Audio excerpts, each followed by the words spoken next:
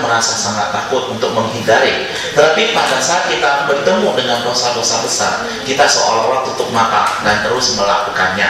Jadi itulah yang menjadi problema kita. Jadi ada seperti yang terjadi pada seorang, ya kalau nggak salah namanya Drupa Kulite, itu adalah seorang buta yang tinggal di sebuah sungai. Jadi sungai ini yang di daerah Butan itu, ya sungai ini kadang-kadang kalau pas musim kering dia akan kering, ya, dan tidak mempunyai air, menjadi sangat kecil sekali. Dan pada saat musim hujan mungkin dia akan menjadi sungai yang sangat besar sekali. Dan tentunya pada saat orang melewati sungai yang kecil akan sangat gampang sekali dan tidak perlu sampai buka pakaiannya dan seterusnya.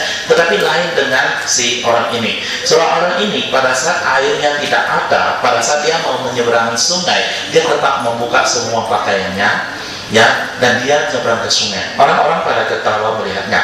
Dan suatu ketika pada saat hujan gede dan sungai itu menjadi sangat lebar dan sangat gede sekali, sangat dalam, justru dia tidak melepaskan pakaiannya dan dia jalan menyeberangi sungai tersebut.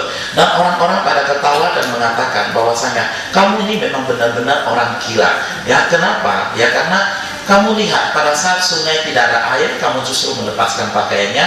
Pada saat sungai ada air, kamu justru memakai pakaianmu dan sekarang basah kuyup dan seterusnya. Dia bilang, sebenarnya jangan ketawa sama saya. Coba lihat kalian diri sendiri. Yang perlu kalian ketawa adalah kalian perhatikan dulu diri kalian sendiri. Yang perlu kalian ketawakan adalah diri kalian sendiri. Kenapa? Karena pada saat untuk melakukan dosa-dosa kecil, kita selalu mengatakan, oh nggak boleh, ini semuanya adalah dosa, ini semua dosa. Tetapi pada saat kita mau melakukan suatu perbuatan yang jahat, yang besar, mungkin justru kita tutup mata dan kita menabrak terus, ya, melakukannya. Jadi itulah yang perlu kita perhatikan dan kita hati-hati. Di sini dikatakan bahwasanya pada saat masa Buddha ketiga, yaitu masa Buddha Kasyapa, pada saat dia sedang memberikan ajaran, ada seorang raja universal yang datang mendengarkan Dhamma.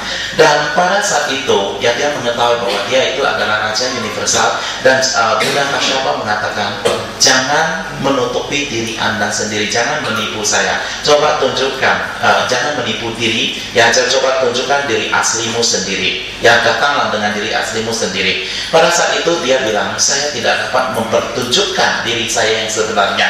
Nanti orang-orang bisa menyerang saya. Tapi waktu itu Buddha mengatakan, nggak apa-apa, saya akan melindungi kamu.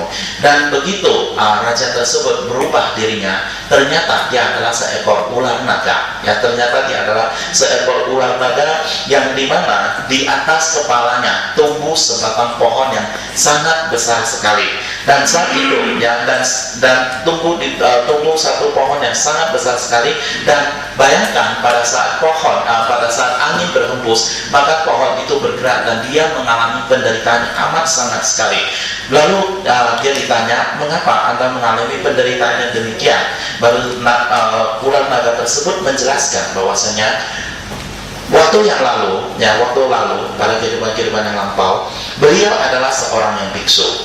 Jadi dia adalah seorang biksu. Dan pada saat dia seorang biksu, suatu ketika dia berjalan di suatu hutan, ya, di suatu hutan.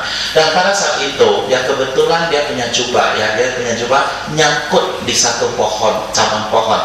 Dan pada saat itu karena dia jubahnya nyangkut di pohon, dia dengan penuh amarah dia langsung menarik dan memutuskan pohon tersebut, mematahkan cabang pohon tersebut.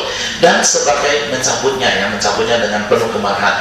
Dan sebagai akibat perbuatannya sekarang dia dilahirkan dalam kondisi ini.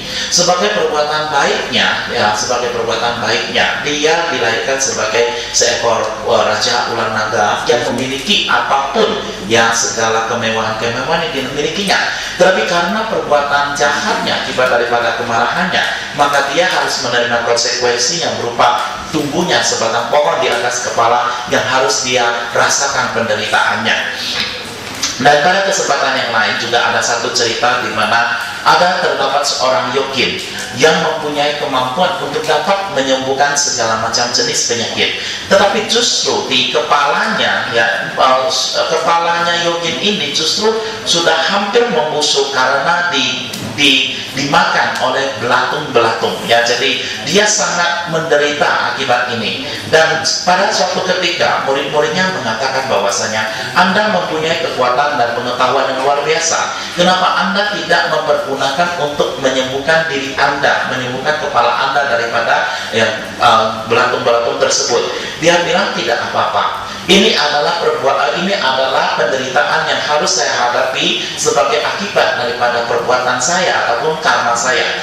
Jikalau saya menyembuhkan saya sekarang, maka ya kembali lagi pada kehidupan yang akan datang, saya harus terus menerima karma ini, dan saya harus menerima karma ini dan terus menderita. Ya, dia menjawab demikian. Oleh sebab itu, maka apa yang perlu kita lakukan adalah kita benar-benar harus memperhatikan semua perbuatan-perbuatan kita.